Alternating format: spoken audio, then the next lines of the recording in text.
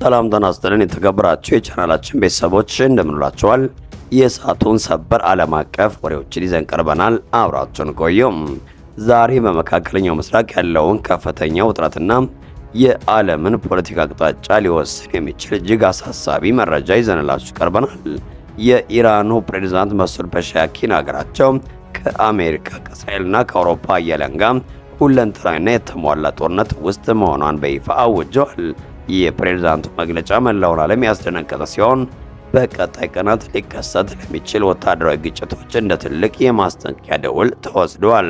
ፕሬዝዳንት ፔዜሽኪያን የሀገሪቱ የበላይ መሪ ለሆኑት ለባለስልጣኑ አያቶላ አሊ ካሚኔ ይፋዊ ድረገጽ በሰጡት ቃለ ምልልስ አሜሪካ፣ እስራኤልና አውሮፓ በጋራ በመሆን በኢራን ላይ ታላቅ ጦርነት ከፍተውብናል። ዓላማቸውም ሀገራችን በራሱ ሀገር እንድትቆም አለመፍቀድ ነው ሲሉ በጽኑ ወቅሰዋል።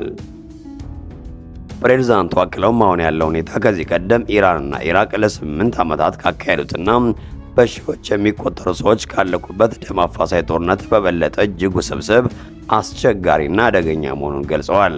እንደ እርሳቸው ገለጻ የተሟላ ጦርነት በዲፕሎማሲ በኢኮኖሚና በወታደራዊ መስኮች የተከፈተ ሲሆን ኢራንንም ለማዳከም የታለመ የረጅም ጊዜ ስልት ነው ብለዋል። የፕሬዝዳንቱ ንግግር የወጣው እጅግ ወሳኝ በሆነ ወቅት ላይ ነው። የእስራኤሉ ጠቅላይ ሚኒስትር ቤንያሚን ኔታንያሁ ሰኞ ዕለት ከአሜሪካው ፕሬዝዳንት ዶናልድ ትራምፕ ጋር በፍሎሪዳ በሚገኘው ማር አላጎ ሪዞርት ለመገኘት ቀጠሮ ይዘዋል። በዚህ ስብሰባ ላይ ኔታንያሁ በኢራን የሚሳኤል መርሃ ግብር ላይ ያነጣጠረ አዲስ ወታደራዊ እርምጃ እንዲወሰድ ትራምፕን እንደሚወተውቱ የደረሱ ዘገባዎች ያመላክታሉ። ዶናልድ ትራምፕ ወደ ስልጣን ከተመለሱ በኋላ በኢራን ላይ የጀመሩት የከፍተኛ ጫና ወይም ማክሲመም ፕሬሸር ፖሊሲ የኢራንን የነዳጅ ገቢ ለማድረቅና ኢኮኖሚዋን ሽባ ለማድረግ ያለመ ሲሆን አሁን ደግሞ ጉዳዩ ወደ ቀጥተኛ ወታደራዊ እርምጃ ሊያመራ እንደሚችል ተገምቷል። የኢራኑ ፕሬዝዳንት ግን ለዚህ ዝግጁ መሆናቸውን ገልጸዋል። የመከላከያ ሰራዊታችን አሁን ካለብን ችግር ሁሉ ጋር በሰው ኃይልም ሆነ በትጥቅ እስራኤልና አሜሪካ ጥቃት ከፈጸሙብን ካለፈው ሰኔ ወር ይልቅ እጅግ በላቀ ሁኔታ ጠንካራ ነው ብለዋል። በመሆኑም አሜሪካና እስራኤል በድጋሚ ጥቃት ለመሰንዘር ከሞከሩ የማያዳግም ቆራጥና ከባድ ምላሽ እንደሚጠብቃቸው ዝተዋል። ባለፈው ሰኔ ወር ላይ እስራኤልና አሜሪካ በኢራን የኒውክሌርና ወታደራዊ ጣቢያዎች ላይ በፈጸሙት የ12 ቀናት ጦርነት ከ1000 በላይ ሰዎች መሞታቸው የሚታወስ ሲሆን ያ ጥቃት በሁለቱ ሀገራት መካከል የነበረውን የኒውክሌር ድርድር እንዲቋረጥ ምክንያት ሆኗል። በተጨማሪም እንደ ፈረንሳይ፣ ጀርመንና ብሪታንያ ያሉ የአውሮፓ ሀገራት በሴፕቴምበር ወር ላይ በኢራን ላይ የተጣለውን የተባበሩት መንግስታት ማዕቀብ እንዲመለስ ማድረጋቸው ኢራንን ክፉኛ አስቆጥቷል። ፕሬዝዳንት ፔዜሽኪያን ይህንን የአውሮፓ እርምጃ እንደ ጦርነት አድርገን ነው የምንመለከተው። በሌላ በኩል በጋዛ ሰርጥ ያለው ሰብአዊ ቀውስ አሁንም እጅግ አስከፊ ደረጃ ላይ ደርሷል። ብርድና ዝናብ የተቀላቀለው የአየር ንብረት በመቶ ሺህ የሚቆጠሩ ተፈናቃዮችን እንኳን እያጥለቀለቀ ሲሆን ዓለም አቀፉ ማህበረሰብ ትኩረቱን በመካከለኛው ምስራቅ ትልቅ ጦርነት ላይ ማድረጉ በጋዛ ያሉ ንጹሃንን ለከፋ መከራ ዳርጓቸዋል። የኢራን ጠንከር ያለ ማስጠንቀቂያና የአሜሪካ እስራኤል ቀጣይ ወታደራዊ እቅድ አካባቢውን ወደማይመለስ ቀውስ ውስጥ ይከተው ይሆን?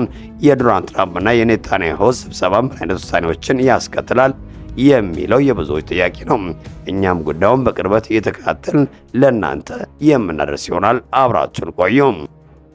የሩሲያው የውጭ ጉዳይ ሚኒስትር ሰርጌይ ላቭሮቭ የ2025 ዓመትን የውጭ ፖሊሲ ክንውኖች አስመልክተው ከሩሲያ ጋር የመንግስት የዜና ወኪል ታዝ እና ከኢራኑ IRIB ባደረጉት ሰፊ ቃለ መጠይቅ በመካከለኛው ምስራቅ ስላለው ወቅታዊ ውጥረት እጅግ አንገብጋቢ የሆኑ ነጥቦችን አንስተዋል።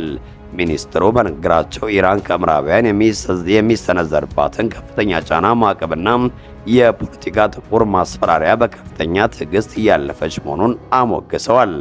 ላቭሮቭ እንደገለጹት ኢራን ለሚሰነዘሩባት ረጋሚ ትንኮሳዎች ምላሽ እየሰጠች ያለችው ወታደራዊ ግጭትን በማፋፋም ሳይሆን በሰላማዊ መንገድና ለዲፕሎማሲ መፍትሄዎች በሯን ክፍት በማድረግ እንደሆነ ገልጸዋል።